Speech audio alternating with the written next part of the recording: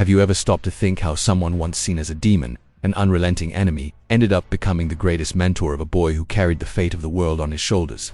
That's the story of Piccolo and Gohan, one of the most emotional and unexpected relationships in Dragon Ball Z. When Raditz arrived on Earth and revealed that Goku wasn't human but a saiyan, everything turned upside down. And in the middle of this chaos, the impossible happened. Piccolo, the former villain who once wanted to conquer the planet, joined forces with Goku to defeat this new threat. But in the middle of the battle, tragedy struck. Goku sacrificed himself to hold his brother down, giving Piccolo the chance for a final blow. Victory came, but at a high cost. Goku dead, Raditz defeated, and a frightened boy, Gohan, left behind. That's where the unexpected turn begins. Piccolo, the same one who once swore to destroy Goku, looks at the child and decides something no one could have imagined. I'll train this boy. Not out of kindness, of course.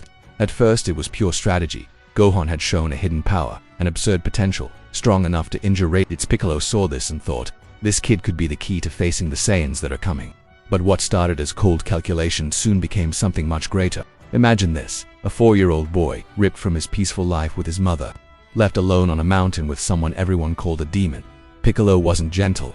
He abandoned Gohan in the wild, with no food, no comfort, forcing the boy to survive. Was it cruel? Yes, but at the same time, it was the beginning of Gohan's awakening.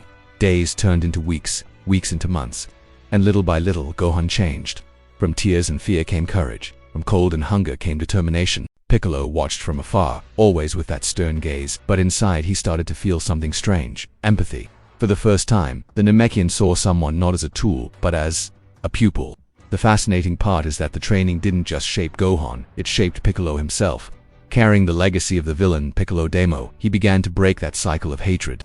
Living with the boy cracked open his cold armor, and with each effort, each frightened look, each timid smile from Gohan, Piccolo felt a change within himself. And let's not forget that defining moment, when Nappa and Vegeta arrived. Piccolo threw himself in front of a fatal attack to save Gohan. The demon who once wanted to destroy the world now gave his life for a child. That was the moment Piccolo stopped being just Goku's rival, and became part of the Z family. By the way, speaking of evolution, let me tell you something real quick. If you love innovation and technology, you need to check out the DJI Mini 4 Pro, a lightweight and powerful drone. It's perfect for capturing breathtaking shots from above without hassle, with insane stabilization and easy portability.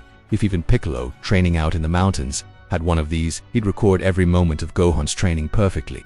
Training with Piccolo was tough, but essential. Gohan didn't just learn to fight, he learned to face fear. With that foundation, he faced the Saiyans, survived Nappa's massacre, and later, on Namek, began to show signs that he could even surpass his father. And here's the curious part. Without Piccolo, would Gohan have become the warrior who defeated Cell? Probably not. Piccolo wasn't just a martial arts teacher. He was a second father.